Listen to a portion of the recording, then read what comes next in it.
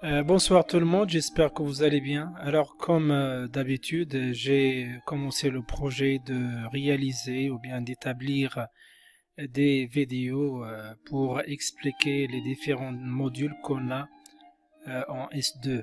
Alors aujourd'hui, je vais entamer le sujet ou bien le module de la poésie et la versification.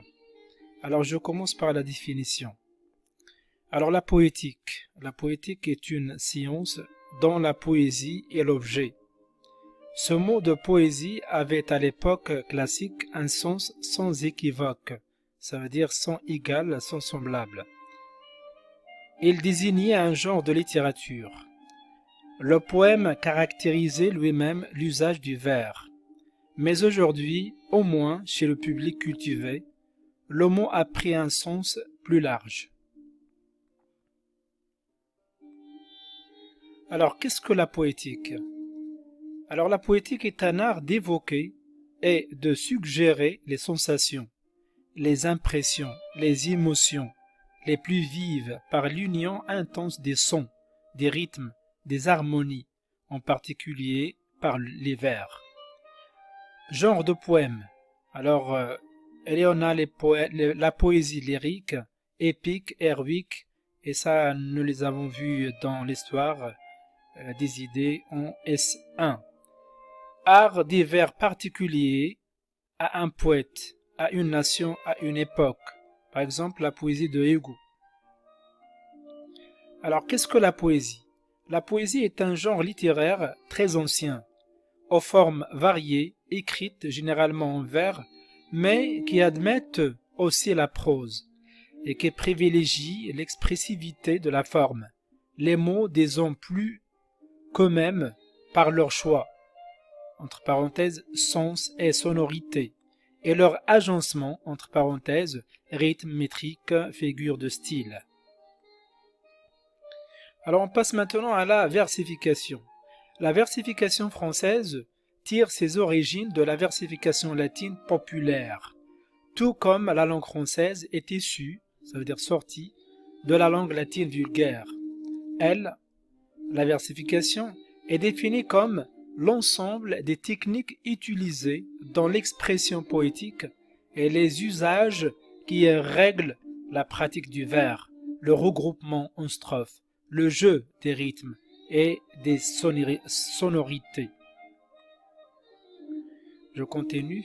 La versification se distingue cependant de l'art poétique qui renvoie à des conceptions esthétiques de la poésie revendiquée, ça veut dire visée, prétendue, par une personne ou un groupe. En poésie, la forme est productrice de sens. C'est pourquoi il est impératif de ne pas dissocier le fond et la forme.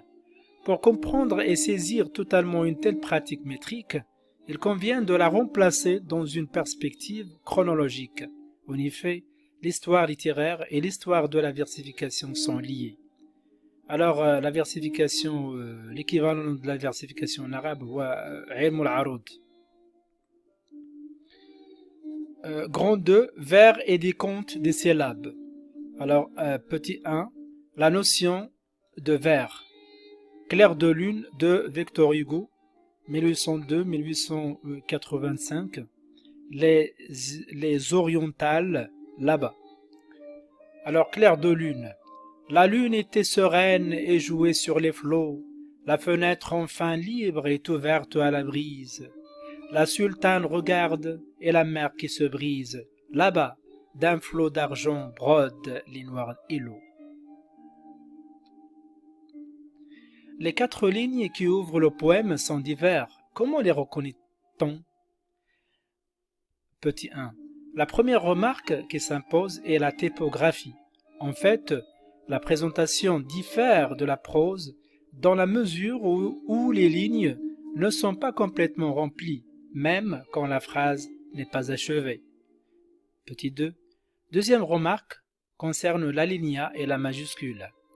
Ces lignes n'ont pas la même longueur, mais elles ont les limites bien marquées.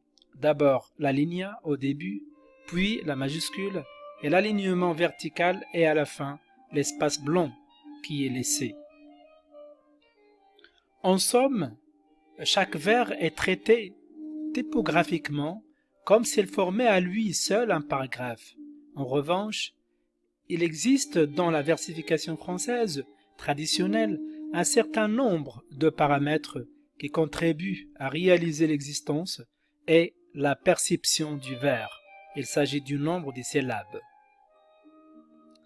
Alors enfin, on va couper les vers du premier poème ou bien de la première partie du poème de Victor Hugo qui a comme titre Clair de lune.